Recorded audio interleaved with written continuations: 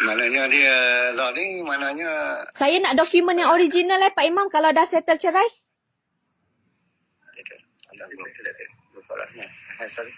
Apa macam mana kata?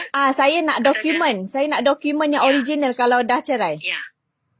Okey, nanti pejabat akan nak bagi hantar macam mana ni yang original ni? Bagi by post pun tak apa.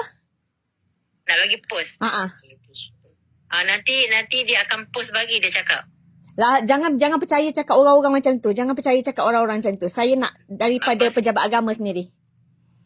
Okey. Kalau macam tu, kalau macam tu nanti akak post bagi. Okey, baik.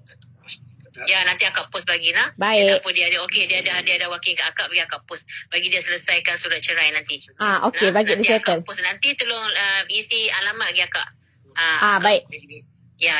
Okey nah. Okey, baik. Okey, ya. Assalamualaikum. Waalaikumsalam.